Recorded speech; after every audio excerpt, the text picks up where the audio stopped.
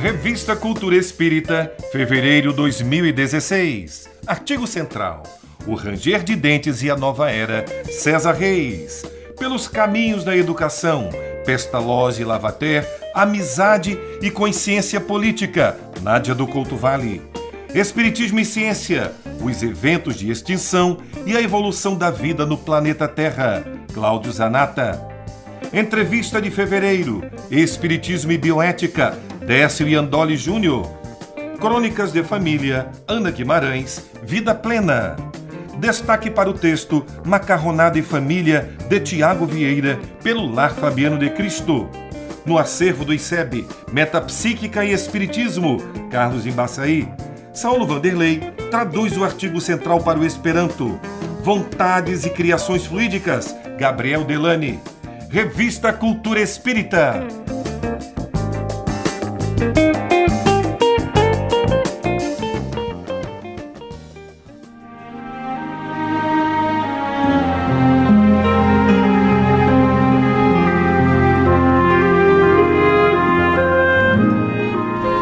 No ar, o programa Cultura Espírita, do Instituto de Cultura Espírita do Brasil. Alô, amigos, aqui estamos mais uma vez com o nosso programa Cultura Espírita, um programa do Instituto de Cultura Espírita do Brasil que leva até vocês as informações, as discussões sadias, tá? As informações da doutrina, os processos doutrinários, as dúvidas, enfim. Nós estamos aqui para procurar sempre levar o Espiritismo na sua exata dimensão aos nossos queridos ouvintes. Eu chamo a atenção para o terceiro bloco do nosso programa, onde são dadas todas as informações a respeito do Instituto de Cultura Espírita do Brasil. Endereço, e-mail, telefone, as atividades, quando é que tem aula, quando é que não tem, quando é que começa, enfim, toda a grade curricular do ICEB é dado no terceiro bloco. Então vocês fiquem atentos, porque já em fevereiro, para início de março, vão começar as aulas e o programa letivo do ICEB. Bom, eu sou Assaruí Franco de Moraes e tenho aqui os meus amigos Geraldo Cardoso e Joel Vaz. Eu peço então, Geraldo, que faça a sua saudação aos amigos ouvintes.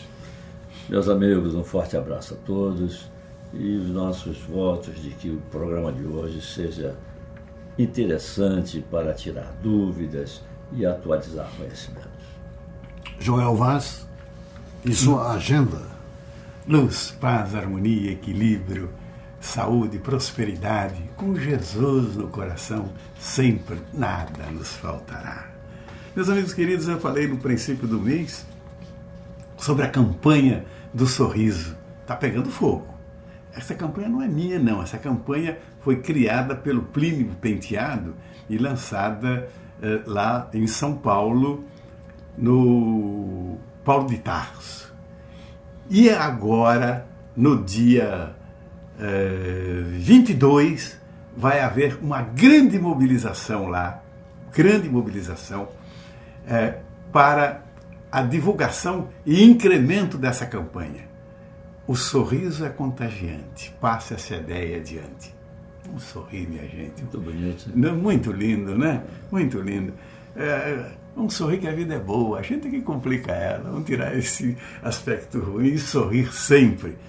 E olha só que boa oportunidade para sorrir. A nossa querida e muito amada Anete Guimarães, filha dessa doçura que é a Aninha Guimarães, e que tem uma das mais intensas agendas de palestra no exterior, principalmente nos Estados Unidos e também na Europa, mas e ela também é filha do nosso saudoso Geraldo Guimarães, que foi âncora do nosso programa. Foi. Durante muito tempo junto com você, não foi? Durante muito tempo. Então, há sempre um jeito de lembrar o Geraldo sorrindo. Sorria permanentemente. Que coisa gostosa. Pois bem, a nossa querida Anete, no próximo dia 21, das 10 às 15 horas, ela vai comandar um seminário que será realizado no Grupo Espírita Caminho da Esperança, ali no Rio Comprido. É imperdível, imperdível. Ela é talentosíssima e traz no Gens a doutrina dos espíritos à luz desta coisa querida que é a codificação de Allan Kardec. Hoje à noite, às 19h30, noite especial no Teatro Vanucci, é que o palestrante convidado do grupo, ele é muito, muito especial. É o nosso Djalma Santos. Djalma é um estudioso da doutrina, antigo palestrante, dedicado, e ele tem um jeito tão amoroso de expor a doutrina.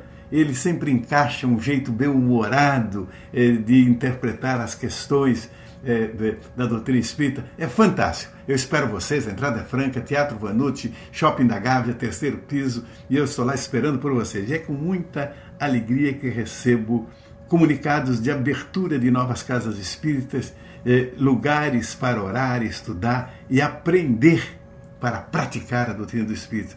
É sempre uma boa notícia, mas faço uma recomendação. Procure o CERJ. Muitas casas, estou abrindo uma casinha pequenininha e tal, é um grupinho, é uma salinha. Tem importância, o tamanho não tem importância. O importante é fazer corretamente.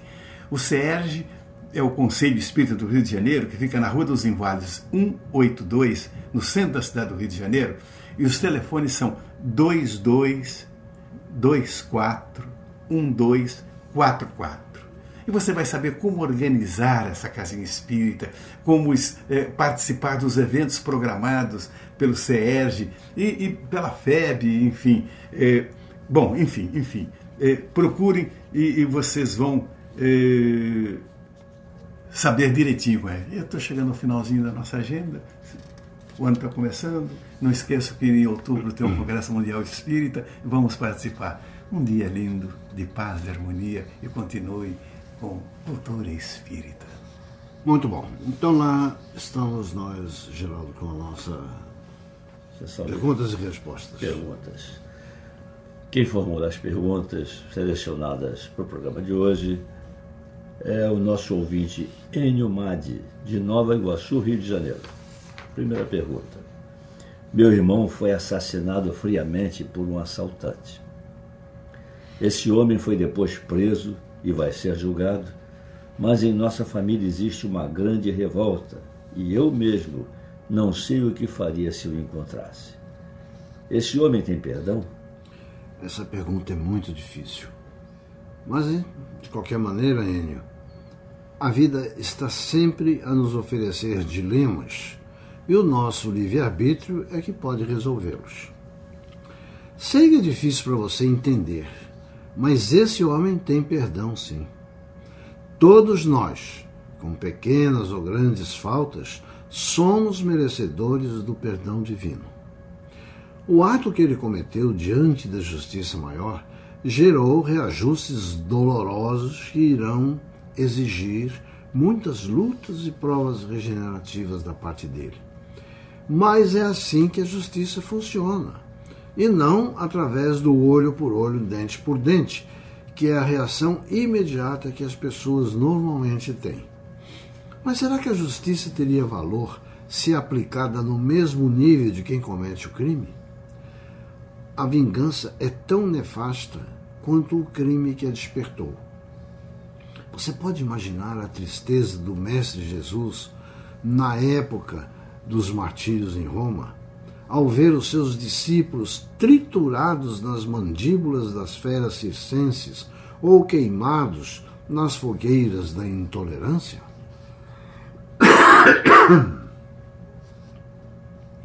Apenas um gesto de mãos, nada mais que isso, teria dizimado todos os carrascos do cristianismo. Mas aí Jesus não seria a perfeição, e sim um controvertido profeta vingativo. Se os criminosos não tivessem perdão, Jesus não imploraria a Deus por eles. Sei que você pode argumentar que essas palavras em si são fáceis porque a tragédia não ocorreu comigo. É verdade, não foi comigo. mas está sendo difícil responder à sua pergunta porque tenho que superar as minhas limitações e dizer aquilo que é preciso ser dito e não o que minha inferioridade poderia dizer. Temos que privilegiar o amor. É a nossa saída. É uma incrível prova de coragem que temos. Muitos sucumbem a ela, várias e muitas vezes. É uma terrível prova para o coração. Mas quando Jesus nos ensinou que deveríamos amar a Deus sobre todas as coisas e ao próximo como a nós mesmos, ele não abriu exceção, no sentido de que se o próximo for um inimigo, não ame. Ele disse pura e simplesmente amar ao próximo, seja ele quem for. E foi por esse motivo que no seu sofrimento, diante do imperativo da crucificação, ele levou o seu pensamento a Deus e pediu ao Pai que perdoasse os seus algozes, porque eles não sabiam o que estavam fazendo. Então, e de fato, todo esse criminoso, o próprio indivíduo que tirou a vida do seu irmão e todos aqueles como ele, não sabem o que estão fazendo. Eles não têm consciência, não têm noção do que estão fazendo. E é exatamente isso que nós devemos olhar e é isso que nós devemos entender quando estivermos diante de tal tipo de tragédia. É triste, mas é essa a realidade. A segunda pergunta do nosso ouvinte. Qual a opinião da doutrina de Kardec sobre perdoar a quem nos atinge tão duramente? Olha, fundamentalmente, a visão espírita é pela linha do perdão. Até porque o perdão não é só a melhor forma de nos redimirmos, mas é também a única. A esse respeito, eu sempre lembro a história de Masataka Ota. Ele é um comerciante de origem japonesa que vive em São Paulo. Ele é um empresário. Eu repito o nome, Masataka Ota. Em 1997, muitos dos nossos ouvintes talvez se lembrem desse fato, não é? Em 1997, sequestradores aprisionaram o seu filho, Ives, de 8 anos, e o mataram de forma torpe. Esse fato comoveu todo o Brasil, gerando uma onda de ódio contra os homens que haviam praticado o crime. Depois de muita investigação, a polícia logrou prender os criminosos e a imprensa procurou entrevistar Masataka para conhecer as suas reações, esperando que fossem de grande ódio e pedindo castigo exemplar.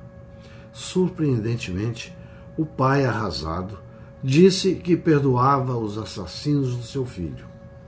Achava que deveria interromper uma cadeia de ódio que, se continuasse, iria fazer muito mal a ele, a sua família e não traria o seu filho de volta.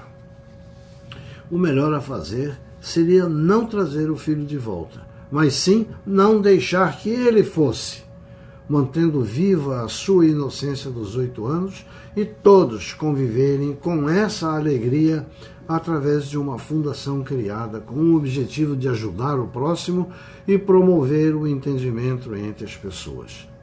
A essa fundação foi dado o nome de Ives Ota, e dessa forma ele não se foi. Masataka Ota foi encontrar-se com o algoz de seu filho na prisão. Perdoou-o de viva voz e provocou nele uma reação de profundo arrependimento que, sem esse perdão, poderia levar séculos para acontecer.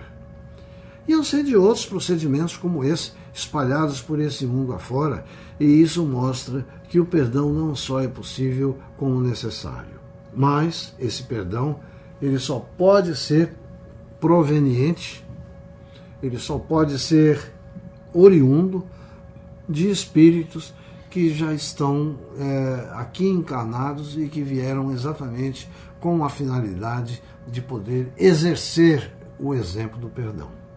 É fácil? Não, absolutamente. Você imaginou o pai perdoar o assassino de um filho de 8 anos? Um menino que teria o resto da vida para viver, para dar alegria para a família, para estudar, para um dia casar, ter filhos, constituir isso tudo.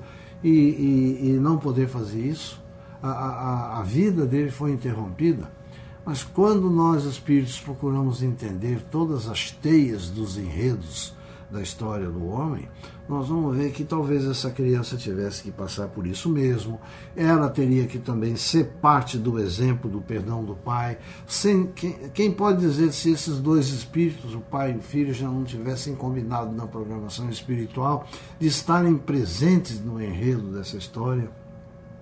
De qualquer maneira, a atitude de Masataka Ota repercutiu muito e, sem dúvida nenhuma, deve ter atingido e ajudado muitas pessoas a compreender a essência do perdão, né?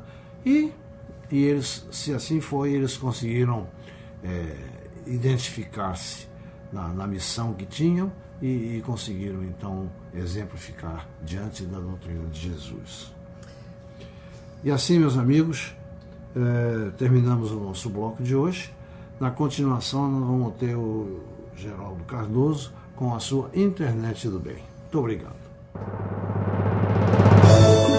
Instituto de Cultura Espírita do Brasil. Meus amigos, a Internet do Bem apresenta um interessante exemplo de criatividade que, em um momento de crise, traz a decisão que conduz ao sucesso. Embora tenha o fecho em tom de brincadeira, a mensagem, cujo título é Desempregado, encerra um ensinamento útil e possui o seguinte texto: um jovem americano que estava desempregado pede um emprego de desentupidor de banheiro na Microsoft. O diretor dos recursos humanos convoca-o para uma entrevista e faz uma prova prática usando um desentupidor ultramoderno. No fim das provas, lhe diz: você está contratado. Dê-me o seu e-mail para eu enviar-lhe o formulário para preencher e a data e a hora em que você terá que se apresentar para trabalhar. O homem, desapontado, responde que não tem computador e, portanto, não tem e-mail. O diretor de RH lhe diz então que lamenta muito, mas se não tem e-mail, isso significa que virtualmente não existe, e como não existe, não pode conseguir o emprego. O homem sai desanimado, sem saber o que fazer. Com apenas $12 no bolso, decide então ir ao supermercado e comprar uma caixa de 10 quilos de morangos. Vendeu os morangos por quilo de porta em porta e, em menos de 2 horas, conseguiu duplicar o seu capital. Repetiu mais 3 vezes a operação e regressou à casa com $60. Deu-se conta, então, de que poderia sobreviver desta maneira. Passou a sair de casa mais cedo e a regressar mais tarde, e assim foi multiplicando seu dinheiro diariamente. Pouco tempo depois, comprou um carrinho, que depois trocou por um caminhão, e mais tarde se viu dono de uma pequena frota de veículos de entrega de mercadorias.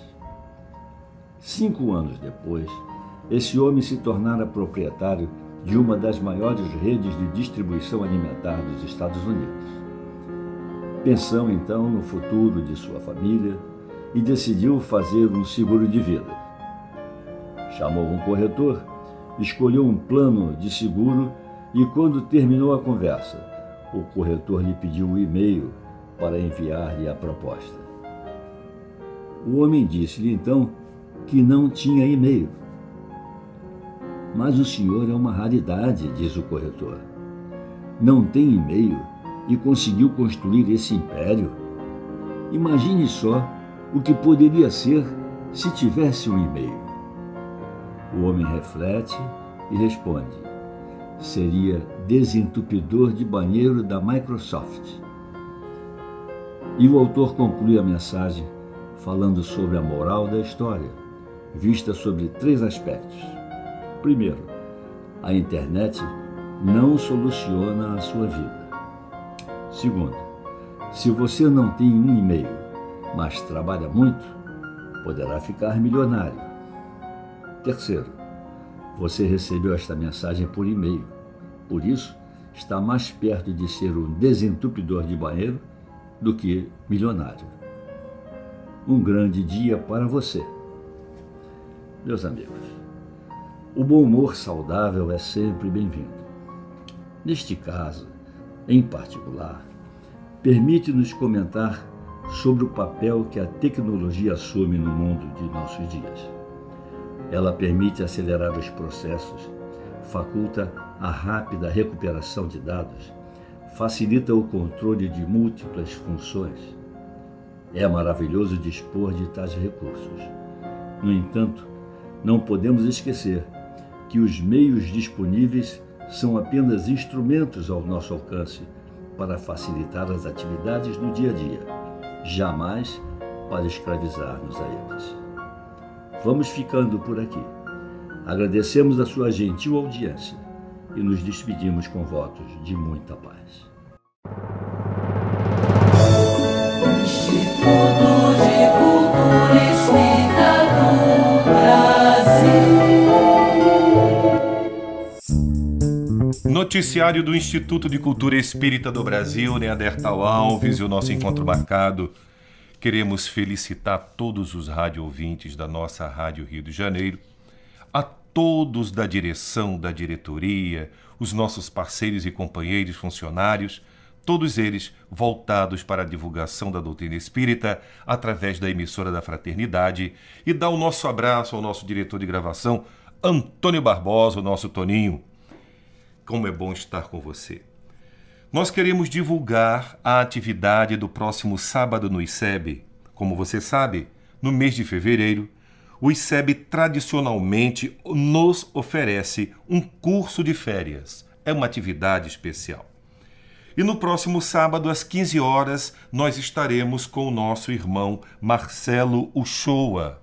O Marcelo Uchoa e a sua esposa Regina Uchoa têm sido, assim, duas pérolas para o movimento espírita e para o nosso Instituto de Cultura Espírita do Brasil. Eles colocam no ar todas as nossas videoaulas, divulgam o Instituto de Cultura Espírita do Brasil no Brasil inteiro e acompanham vários dos grandes eventos em todo o Brasil, congressos, encontros, seminários, principalmente visando a imagem, a fala, a divulgação da doutrina espírita em nosso território e para todo mundo, porque vai pela internet. Então, sábado que vem, dia 20 de fevereiro, às 15 horas, Marcelo Uchoa conosco no nosso ICEB. Queremos destacar da nossa revista Cultura Espírita de fevereiro, Crônicas de Família, da nossa querida Ana Jaicy Guimarães, e, como sempre, o nosso abraço para o nosso Geraldo Rodrigo Guimarães, ele aonde estiver, aqui no Mais Além, na Mansão do Caminho, no plano espiritual, iluminado pelos seus mentores que ele conquistou, o nosso abraço, Geraldo. O tema de Crônicas de Família da nossa Ana Guimarães é Vida Plena, e ela faz para a gente uma exortação muito boa. Preste atenção. Manter a fé e orar é como respirar, indispensável. Olha, verdadeiramente orar, manter a fé, nos dias de hoje, com os enfrentamentos que a vida nos proporciona, é tão indispensável quanto respirar. E ela diz assim: é muito mais que refrear ou refertar os pulmões, encher os pulmões de oxigênio, é alimentar o espírito com a prece, nutrir a consciência, preencher os espaços vazios da alma com a abençoada paz que a prece nos dá. Verdadeiramente inspirada, Ana Guimarães. Precisamos aprender a ser felizes. A felicidade pode ser conquistada com a repetida prática de ações nobres e honradas, de modo que a virtude se torne um hábito. Se esse hábito alcançar a comunidade, terá início uma nova era, de maior respeito humano, uma vida plena. Deus te abençoe, Aninha. Esse é o destaque da revista Cultura Espírita deste mês de fevereiro. Eu gostaria de dizer a você que o nosso presidente, o professor César Soares dos Reis, estará no Grupo Espírita Regeneração, no dia 18, quinta-feira, dia 18, às 19 horas, comemorando 125 anos de fundação do Grupo Espírita Regeneração. César Reis, no Regeneração, 18 de fevereiro, às 19 horas, comemorando os 125 anos de fundação do Grupo Espírita Regeneração, Casa dos Benefícios. Aquela que foi fundada quando Bezerra de Menezes ainda estava encarnado. Por isto, 125 anos de fundação. Você sabe que nós oferecemos para você através da internet e através do portal iceb.org.br tudo o que acontece no nosso ICEB. Se você tem um smartphone, um tablet, um laptop, basta você baixar o aplicativo TV ICEB e estará online conosco. Este foi o noticiário do Instituto de Cultura Espírita do Brasil, Neandertal Alves, e até o nosso próximo programa. Instituto de Cultura Espírita do Brasil. Queridos amigos, aqui terminamos mais uma apresentação do nosso programa Cultura Espírita. Muito obrigado pela audiência de todos, pelo acompanhamento e esperamos em Jesus que estejamos juntos na próxima quarta-feira no nosso horário habitual. Muito obrigado e um bom dia. Pela Rádio Rio de Janeiro, o Instituto de Cultura Espírita do Brasil apresentou Cultura Espírita.